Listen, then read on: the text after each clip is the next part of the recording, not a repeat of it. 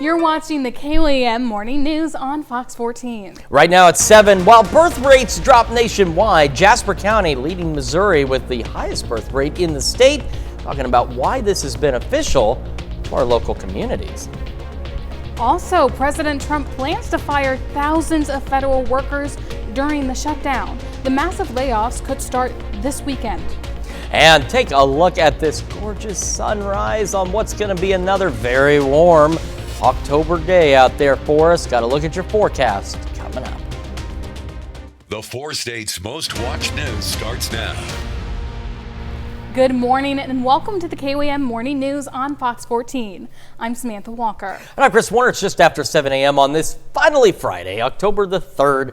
And it is going to be another very warm day. It does not feel like October. I know we've said that. I just don't know how else to describe it. It's more like, mid-September, early September than early October. But we will eventually get back to normal at some point. We have to. Yes, but I know some people are still enjoying the weather and, taking the chance to go outside. Get some things done. Get some things done or enjoy some of the parks, some of maybe local city amenities. Yes, which seems to be helping out in Jasper County. Exactly. Jasper County's birth rate is drawing optimism from local officials. Last week, we told you Jasper County has the highest birth rate in the state of Missouri and broke down why that may be the case. For local leaders, the higher than average birth rate is a sign of hope for the community's future. Here's a closer look at the story. Babies are fun, they bring joy, but they also represent a future for the community. For the past decade, birth rates have steadily fallen in the United States, an issue even the White House is trying to address.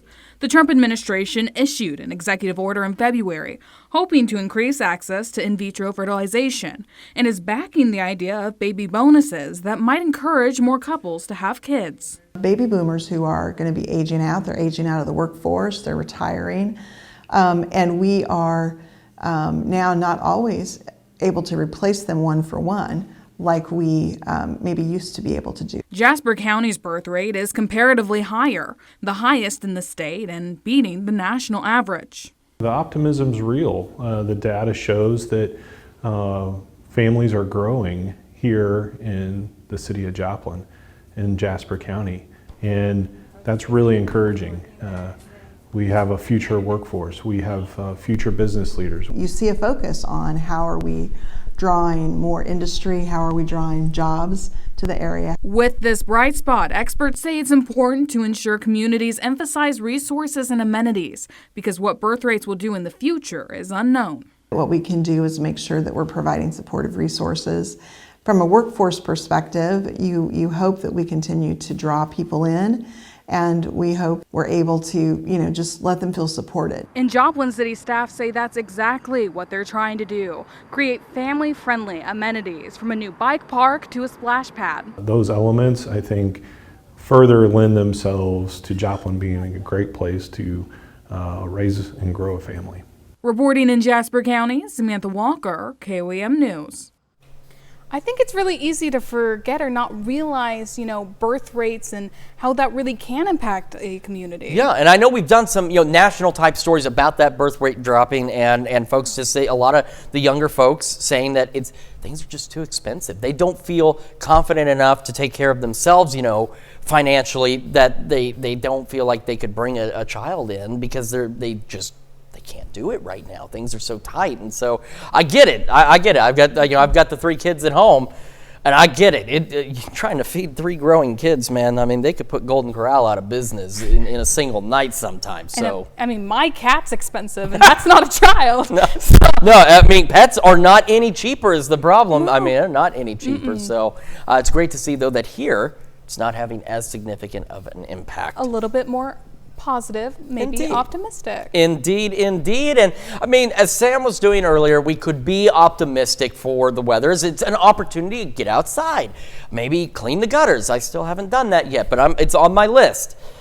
Do things that maybe you didn't get to yet, or maybe you would have to do in shorter bursts because it's so cold it's still going to be very warm. Take a look at this sunrise, though. It looks great from downtown Pittsburgh. Skies are clear, and we're looking at mostly clear skies through the day today. Our camera, 7th and Range Line, another great view of the sunrise this morning. And we'll head to the MoDOT camera, 20th and Range Line in Joplin, looking back to the north. A few cars out there, which is a little unusual for 7 a.m., but I'm sure it won't take more than maybe 10 more minutes, and then you won't be able to see the road with all the traffic as it builds in for our Friday morning commute. Of course, Grand Lake area, still some patchy fog down there, so parts of Delaware, Ottawa, and McDonald, Newton County, so Southwest City up to say about Seneca or so, and then heading back west, we're talking Fairland, Wyandotte, of course, Grove, and then we've got some slightly reduced visibility, Sedan, Independence, so Chautauqua, Montgomery counties, parts of Washington County as well, and around the Fort Scott area and into western Vernon County, now some reduced visibilities as well, so do be cautious out there this morning. Future track for today, other than a few passing clouds, there is not much to talk about. We've got clear skies and, of course, southerly winds leading to very warm temperatures. Some averages to keep in mind. First, our lows. They should be low to mid-50s. There is not where they are this morning. In fact, Joplin reached earlier as the warmest spot at 70. Come back just a wee bit. Stockton's cooler at 61, but most of us right around the mid to upper 60s. We do have some low 60s out there. Temperatures, though, turn around, climb very quickly. We'll go low 70s by 9, mid 80s by noon, and our highs again back into the upper 80s for our Friday. The heat continues through the weekend and the start of next week, and then things get very interesting next week. We'll break down those details for you here in just a few more minutes. Samantha? Thanks, Chris. A big bailout could be on the way for U.S. farmers. Soybean farmers in particular say they've been hit hard by the blowback from the White House's tariffs policy after one of their biggest customers stopped buying. Fox News correspondent Connor Hansen has more. If you see a soybean field, 1 out of every 4 rows of soybeans goes to China. Soybean farmers across the U.S. are harvesting one of their biggest crops in history without one of their biggest buyers. China stopped purchasing U.S. soybeans after the U.S. placed steep tariffs on the country. It has now been 6 months since President Trump's Liberation Day, when he announced sweeping tariffs on trading partners across the globe. It's unfortunate that Chinese leadership has decided to use the American farmers, soybean farmers in particular, as a hostage or pawn in the trade negotiations. While farmers wait for the White House to negotiate a new trade deal, President Trump says they could receive a large cash infusion. Trump wrote on Truth Social, quote, "We've made so much money on tariffs that we are going to take a small portion of that money and help our farmers." The Wall Street Journal reports that portion could be upwards of $10 billion. The president says he also plans to push Chinese President Xi Jinping to start buying the soybeans again. China needs to stop playing games and that we've got to move forward and they need our product. Heading into the prime fall selling season, farmers say the clock is ticking. He's mentioned many times that he loves farmers. Right now we need to see swift action or we're going to lose a lot of these farmers that the president loves. Trump and Xi are expected to meet face-to-face in South Korea in 4 weeks. In New York, Connor Hansen, Fox News. General Mills announces major changes coming to its operations that will impact jobs here in the 4 states. The food giant plans to close 3 manufacturing facilities, including 2 pet food facilities in Joplin and a pizza crust plant in St. Charles, Missouri. General Mills says the changes will improve competitiveness and reduce expenses. The pet food plants were acquired in 2024. The Joplin facilities are expected to close by the end of July 2026.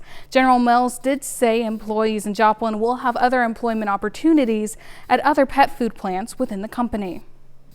They say if at first you don't succeed, try again. And well, today the Senate is trying a 4th vote on the same spending bill.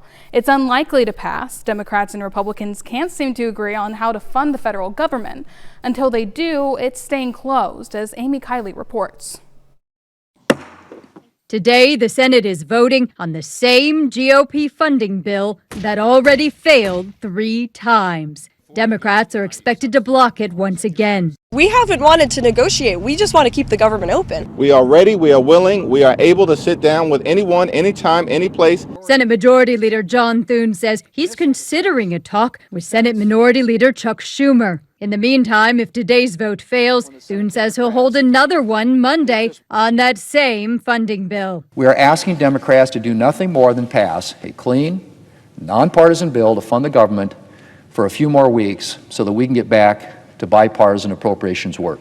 Democrats say they don't want to keep voting on the same legislation. They want to negotiate changes. They say their primary goal is to stop health care premiums from going up for people on Obamacare. Enact a spending agreement that actually meets the needs of the American people while at the same time addressing the Republican health care crisis. Meanwhile, the White House says President Donald Trump plans to fire thousands of federal workers during the shutdown. Two officials say that could start today or this weekend. We're going to look at agencies that don't align with the administration's values that we feel are a waste of the taxpayer dollar. I'm Amy Kiley reporting. And those are our top news stories this half hour. Coming up next, we chat with comedian Teddy Whitey ahead of his stand-up show tomorrow night at Kansas Crossing Casino. And later, surveillance video shows a man stealing a utility vehicle with two hawks during a Rams game. The birds remain missing. You're watching the KOAM Morning News on Fox 14. Well, good morning. We're joined with comedian Teddy Whitey. He joins us today to talk about his performance happening at Kansas Crossing Casino tomorrow night. So can you tell me a little bit about yourself? Thank you so much for joining us. Absolutely. Thank you for having me. I live in Springfield, nationally touring all over. So I go coast to coast, Maine to Oregon, and now we're here in the great state of Kansas. So here we are. You know, I'm sure you're going to get a warm Kansas welcome. So you've been doing comedy for quite some time professionally. Kind of what drew you to it? I was always that funny kid in class, and people are always like, you should be a comedian, you should be a comedian. And the teachers are like, stop being a comedian. And they're like, you'll never make it in life. Well, look at me now, Miss Phelps, okay? Here I am on KOAM in the morning. So. And we're so happy to have you Yeah, absolutely. Here. So, you know, what's it feel like being on stage, getting engaged with the audience like that? I really love it. Like, it's one of those things where you can't get enough of the laughter, and when you see that you're making people forget about all the stuff that's going on outside those doors for that hour and a half that they're there, I really like that, and that's something I hope I can keep doing for a long time. Amazing. So who might be interested in your show? Really, I think, well, for this show, of course, it's at Kansas Crossing. It's 21 and up. But really, it's for everybody. I always tell people, no matter your lifestyle or your background or what you do for a living, like, the show really applies to everybody. It's just good humor for everybody. So amazing. You know, kind of going off that, can you tell us a little bit about, you know, what your comedy style is like? I worked some with Tom Arnold. He's a famous actor. Everybody knows him. He said it's a perfect mix between Ralphie May and Ron White. And I don't know why he would say Ralphie May, but, you know, I have some guesses. So. Well, it's clear to see that you are a hoot to be around, and I'm sure a lot of people are going to be interested in seeing this show. So can you tell us, you know, if they're interested, you know, when and where? Yeah, I think there's a few tickets left. It's Saturday night at Kansas Crossing Casino. I think the doors open at 7 o'clock, and then the show will start at 8.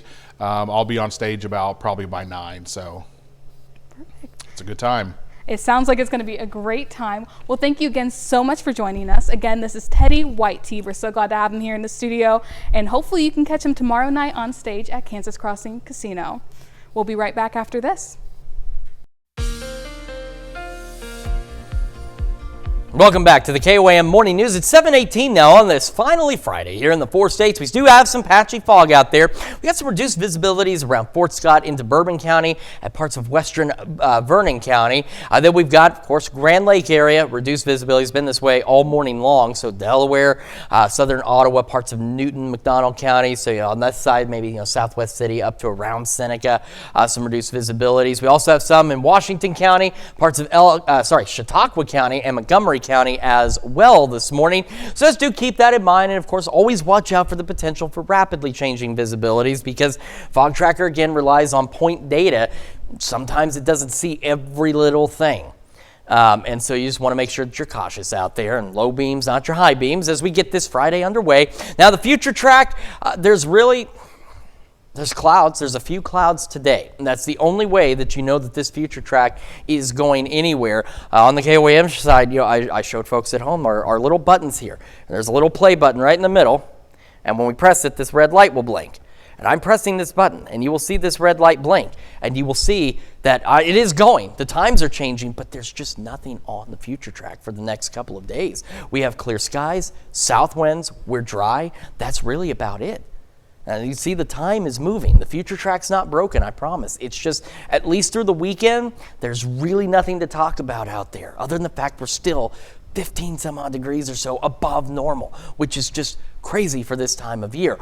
But next week, some interesting information, and we're going to get into that here in just a moment. All right, so we'll have mostly clear skies throughout the morning. We'll start near 70 and be into the low 80s by 11 o'clock in the morning. We'll go mid-upper 80s for our highs once again for this afternoon. South breeze at 5 to 10. Should have clear skies through the evening, still mild, so Friday night football, you don't have to bundle up. I mean, unless for some reason maybe you're a little more sensitive to the cool temperatures and, the 70s are kind of chilly to you. But otherwise, not a bad night for Friday night football. Back into the mid-60s overnight tonight. Here's where it gets interesting. So we stay warm through the weekend. That's been consistent. We've shown you that I don't know how many times. It's still there. Then we have that system next week. That's been pretty consistent as well, and it brings our temperatures down a bit. Brings us some slight rain chances. Brings our temperatures down a bit. Now, on the other side of this system, we talked about even earlier this week that it looked as though our temperatures were going to continue to drop. Well, we're getting far enough along in the 10-day forecast and in the long-range data that we're seeing that far out. But this is where it gets fun. Take a look at next weekend. Yeah, it's putting us back into the upper 50s, low 60s by next Sunday with lows in the upper 30s and low 40s. All right, so I mean, it shows the temperature trend continuing downward even significantly into the weekend. Now, I do think that perhaps at this point that's too cool for Sunday, but I think some upper 60s, maybe some low 70s are very possible by next weekend. However, there's another long-range one that does the exact opposite, and you're going to end up seeing both over the next few days until we get closer. It thinks on the flip side, we start warming back up into next weekend. So we're talking 20-some-odd degree difference here. So we'll keep an eye on it. It's all going to depend on this system and just how potent it is and how much cool air it can bring in. That'll determine what happens next weekend. I'm going to be honest with you. I think at this point, the cooling trend, maybe not that cold in the low 60s, but that cooling trend does seem to be a little more likely as we head into next weekend. That's a check of your forecast. We've got more of the KOAM Morning News up next. Well, a pair of hawks used to scare away other birds at an NFL stadium, and they were stolen. It happened last Sunday during the Rams game at SoFi Stadium in Inglewood, California. Fox's Ed Lasco spoke with the Hawks owner. You know, I'm doing all right because I have hope that they might still be around. Heartbroken? Oh, definitely heartbroken. Broken-hearted, he says, as the search is on for these two stolen hawks named Alice and Bubba, a search that's growing even more desperate by the very hour. The hawks need to eat. They're going to get into a critical weight probably in the next 24 to 48 hours, and then after that, it's, it'll just be lights out for them. Alice and Bubba, both in their cages on this utility vehicle when it's stolen from the parking lot of SoFi Stadium during the Rams game last Sunday. This man seen stealing that UTV, driving it away with the hawks. That utility vehicle has since been found, abandoned at Century and Avalon, but there is still no sign of Alice or Bubba. They're Harris hawks, as they're called, but said to look like little golden eagles, and you'll know it's them by their long tails. It's mostly black, and it has a white band on the bottom of it, and at the base of it there's a white band. If they're actually flying, you'd see the white band at the base. There's been several possible sightings so far, but it's not Alice or Bubba, and once they're spotted, they'll fly back as easily as you calling your dog. I talk to my birds a little bit, but no, I'm just going to give a whistle and yell Alice, and I know her head will perk up and look, and she'll see that quail, and as long as she's not full of something else that she may have found, she's going to come right down. That's unfortunate, why in the world would you do something like that? That's just bad. And you would almost think maybe he didn't know the hawks were on there, but then the fact that the UTV was abandoned and there was no hawks. I think he figured it out. I'm not sure what that guy was thinking, but hopefully they find those hawks soon because, it's L.A. If they're hungry, like he said, and they go to Beverly Hills or something, somebody's little toy poodle or whatever could be one of these things next meal. So that's all that aside. Seriously, hopefully they find these hawks. It's clear they're so important to him. Very, very. Well, coming up, Parsons Police and Fire Departments host their 4th annual Public Safety Fair this Saturday. Free hands-on learning for the whole family. And we've got a nice start to the day, albeit quite mild for this time of year. Another look at your very warm forecast when the KOAM Morning News returns. Time now, 7:27. The 4 states' most watched news starts now. Welcome back to the KOAM Morning News on Fox 14. It's currently 7:29. I'm Samantha Walker. The Parsons Police Department and the Fire Department are gearing up for a very special event this weekend. They're hosting the 4th annual Parsons Public Safety Fair. The free event aims to help educate community members on safety with hands-on learning and demonstrations. The difference is this year is we married up with the Chamber of Commerce and they're holding the Arts Festival the same day, so we're looking to exchange both traffic from their event and our event. The fair takes place Saturday from 10 a.m. to 1 p.m. at the police department. And at 6 p.m. there will also be a candlelight vigil for domestic violence victim Abigail Winters. The Economic Security Corporation's CARS program helps people get around the Southwest Missouri area. CARS, or Community Action Ride System, has driven more than 300,000 miles. The program was started by ESC after they recognized the need for transportation in the area.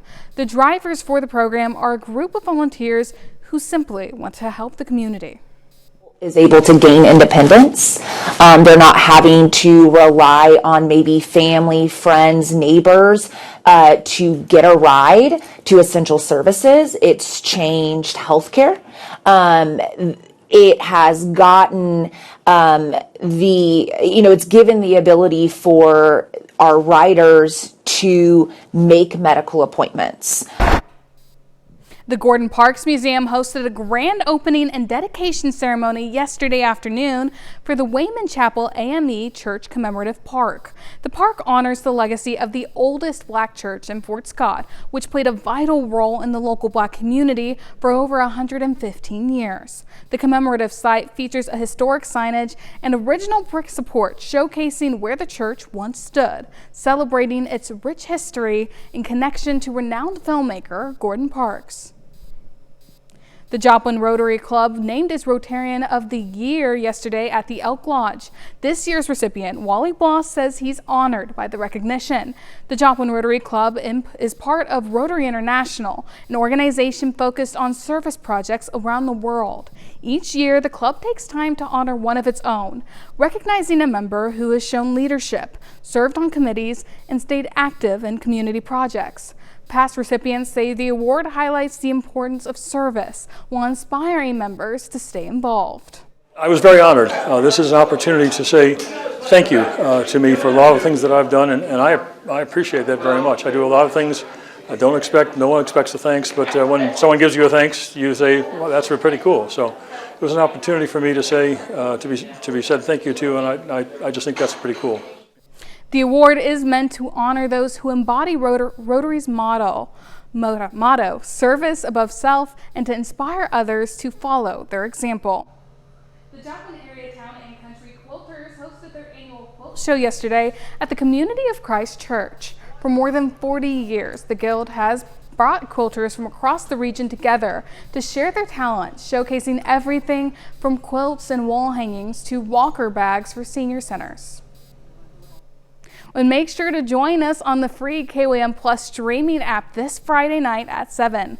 Tune in to watch the Joplin High School Eagles take on the Carthage Tigers on the football field. This is a big matchup as it's JHS's homecoming game. Catch all the action on the KOAM Plus app, free to download for Roku, Apple TV, and your smart TV. Now here's Chris with a quick look at your forecast. We're starting out pretty good this morning. Again, well above normal as we start the day, well above normal this afternoon. Got a few clouds out there, and that's really the expectation. Same from our camera at 7th and Range Line. Just a few clouds, and that should be just about all that we get through the day. MoDOT camera 20th and Range Line in Joplin, looking back to the north, also looking pretty good this morning as well. We do have some fog again around the Grand Lake area. Visibilities have been pretty consistent in Grove, but it does affect parts of Delaware, Ottawa, Newton, and McDonald counties. We also have some patchy fog into Washington County as well. Fort Scott, you had some some patchy fog up there, just under 7 miles. But as you can see, things have improved. The future track, again, other than a few passing clouds here and there, we are looking dry and again very warm as we head through our Friday. So that's a great night, I guess, for Friday night football. Our temperatures this morning, average lows, low to mid 50s. The majority of us are in the mid to upper 60s. You have some low to mid 60s here and there, a couple of cooler spots here and there as well, but otherwise a very mild start to the day. We'll be mild, well, not mild, we'll be almost hot. Go low 70s by 9, mid 80s by noon, and our highs today cruising into the upper 80s to near 90 with south winds at about 5 to 10 miles an hour. As heat continues through the weekend, start of next week, and then next week starts to get a little interesting. We'll break down the details for you in the full forecast here in just a few more minutes. Samantha? Thanks, Chris. From revitalizing historic buildings to tackling childcare, Pittsburgh leaders say the city is on the move. Blake Gulley shows us what the mayor outlined in her first State of the City address.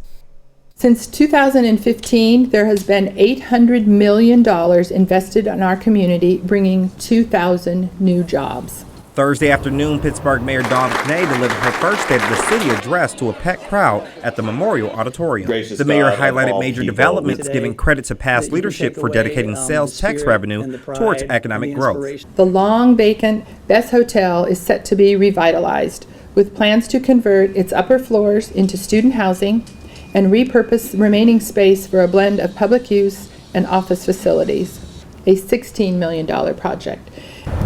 During the State of the City address, child care took center stage, with city leaders saying it is one of the biggest issues families are currently facing, and it is also a concern of the mayor's. We cannot leave today without talking about the availability of child care, which is critical to our community.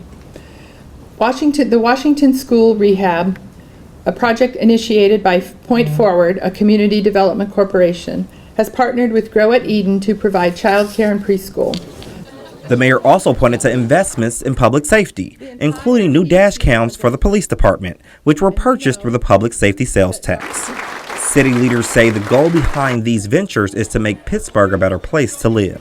The city would look like a place where everybody, regardless of where you are in your life, would have an improved quality of life on a year-to-year basis. And city officials say more projects are on the way to meet the needs of Pittsburgh residents. Reporting in Pittsburgh, Blake Gulley, KOAM News. As Pittsburgh grows, leaders say the goal remains the same, improving the quality of life for everyone who calls the city home. Well, that's a look at our top news stories coming up this half hour on the KOAM Morning News. Shannon Becker stops by for Shannon's Big Three. Welcome back. We've got Shannon Becker in the studio with his Big Three news stories of the week. Good morning, Shannon. Happy Friday. You as well. Thanks for joining us. All right, no problem. Let's take a look at the Big Three stories this week. What's live and local happening where you live. It was last Friday, a tragedy on I-49 just north of Carthage. A man from Bonner Springs, Kansas, was riding motorcycles with some friends of his, actually, struck what you call a delineator post, that post there, and then kind of, I guess, lost control of the motorcycle, crashed into the median. He was actually pronounced there on the scene. It was a big traffic jam there, and also a tragedy for that family. If you go to our website, you can read more about his story and his life, and also support his family. Our number 2, KOAM News live and local story. I tell you, I had no idea this was coming. All right, yes. Dutch Brothers Coffee. We've got a lot of coffee places, right? But I guess people love Dutch Brothers Coffee. This place. Evidently. They were lining up the night before it opened this last week at 9 o'clock at night. There were cars in the drive-thru. I mean, and they didn't open until 5 the next morning. That is commitment. That is commitment. They are right there. They are. And they're doing it without the coffee. Yeah, I know. So there were a couple of good friends now that I made from Pittsburgh, and then the following days it's just been packed. It's 10th and Range Line, 11th and Range Line right there, the former location of JR Learning Center and next to Kramer's Meats. Our number 1 story, a gentleman suffered serious injuries in this dramatic crash on I-44. It happened in the afternoon. Traffic was blocked up for about 5 miles for hours. This is the tractor trailer. It got caught up with another tractor trailer after it had swerved to miss a passenger car and then struck the overhead signage pole. I mean, that is quite bizarre the way it looked. He did suffer a severely broken elbow and is in serious condition, last we knew, in a Springfield hospital. They landed the ambulance helicopter just a couple of miles away at the stockyards. And our bonus story of the week, it's all about Halloween lights. You know, you've been here a while. We've done this. You know that. So what we like to do, we like to go around like this. Southern Hills, our good friends there, they have a big Halloween display. You can stay in the car. Younger kids love it. Everybody does they work really hard on these displays and stuff. So we keep a list of it. This is on Logan Drive. Oh boy, there's what do they call that? The Undertaker from the bubonic plague. That's what the bird looking face. Oh, the plague doctor? Yeah, plague doctor. There you go. Oh, not my favorite, but it's of course a lot of fun and it's family fun. So and it's so much work as somebody who's already decorated their yard for Halloween. Really? Do we need to come by and check out your yard? I mean, I don't think it's that cool. I mean, it took us all morning. I need to ask HR before I start invading our friends' houses at work. You know what I mean? I mean, you're always welcome, Shannon. You're always welcome. Thank you. But, you know, getting into the Halloween spirit, that's a great way to do. I know a lot of people have already started decorating. They know the house on Annie Baxter and Joplin has also gotten theirs up, and it looks great. So lots of great options, and you always help showcase that as well. Well, thanks so much for joining us. We'll be right back after this. Welcome back to the KOAM Morning News. Taking a look at the fog tracker, and we just mentioned just before that Fort Scott had gone back up to 10 miles of visibility. Now it's dropped again, just under 5, so that's part of Bourbon County into western Vernon County. We also have fog around the Grand Lake area, gradually improving, but still down there for Delaware, Ottawa, parts of Newton, McDonald County, so Southwest City up to about Seneca. Got some fog in northern Elk County, parts of Washington County as well. Yates Center just under 8 miles of visibility, so we have the patchy fog out there, but you also want to watch out for the potential for rapidly changing visibilities as well, because as we've discussed, the fog tracker relies on point data to fill in the gaps, so it's going to miss spots. We have a lot of valleys, little dips out there where things can change pretty quickly on you, so just watch out. Low beams, not your high beams, and do slow down this morning.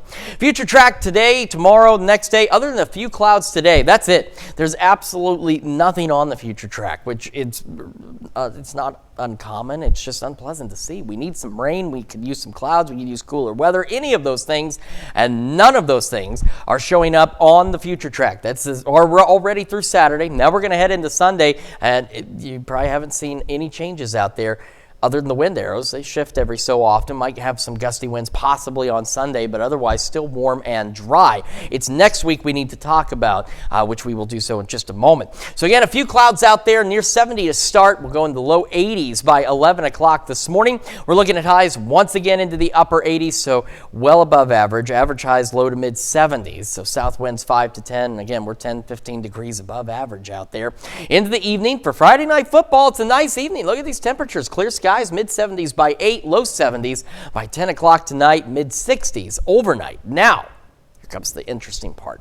All right, some consistencies first. Here, we stay warm all the way through Monday, well above average through at least Monday. Then, Tuesday through Friday, we have that system coming in, bringing us at least some rain chances. Maybe not the greatest rain chances, unfortunately, but at least there's some shower and storm chances out there. Brings our temperatures down. We knew that was going to happen. Now, earlier this week and through this week, we've talked about what happens on the other side of this system. It looks more likely that our temperatures will continue to drop a bit and will fall into fall-like averages. But there's two pieces of long-range data that are night and day different. I'm going to show you both of them. We have two 10-day forecasts that I set up just for this. One showing what the more likely expectation is, the other showing the other possibility, though, because I want to give you both. So here's what happens. Temperatures continue to drop into next weekend. Now, I do think that this computer is going a little too cold for next Sunday. We're talking upper 50s, low 60s. That's a pretty big drop with lows in the upper 30s and low 40s. I don't think it's going to get as chilly as that, but upper 60s and low 70s are not out of the question by next weekend, because I think, as it indicates here, that trend is going to be the temperatures continuing to fall. But there's one other one that says the exact opposite. On the other side of this system, we start warming back up into next weekend, into the 80s again. I don't think that's the likely scenario. I think it's more likely we're going to cool back down and get into at least averages, maybe a little below average. As I said, upper 60s, low 70s. But that's at least one other possibility. It all depends on this system and just how much cool air it can bring in with it to bring us back down to normal. So we have those two possibilities. Like I said, this is the least likely, but it is a possibility. We warm back up next weekend. The more likely scenario is the other one where we end up actually cooling down, maybe not into the 60s, but we'll cool back down at least into the upper 60s perhaps and low 70s. We'll keep an eye on all that for you, of course, and keep you updated as we get closer. And we've got more of the KOAM Morning News right after this break. This is your Wake Up Recap for October 3rd, your top stories to start your day. General Mills acquired Joplin pet food facilities in 2024 and now plans to close them by July 2026 along with a Missouri pizza plan. The rapid corporate restructuring is expected to have an impact on 4 states' manufacturing jobs. For the 4th year running, Parsons first responders invite the community to their public safety fair this weekend. The free event combines safety education with interactive demonstrations to help residents prepare for emergencies. That's a check of today's Wake Up Recap. And here's a quick look at your forecast. We're going to go upper 80s today. Again, a few passing clouds here and there. South winds 5 to 10. Clear, mild through the evening, so great night for football. Back into the mid-60s overnight. And then very quickly, again, I'm not going to show the other extended. I'm going to tell you, we got the system next week. Temperatures drop. I don't think we'll be in the low 60s by next Sunday, but we are certainly looking at being in the upper 60s and low 70s by next weekend. So hopefully that comes true because it'd be nice to feel like October. Definitely. That's it. All right. Thanks for joining us. We're back at noon. Have a great rest.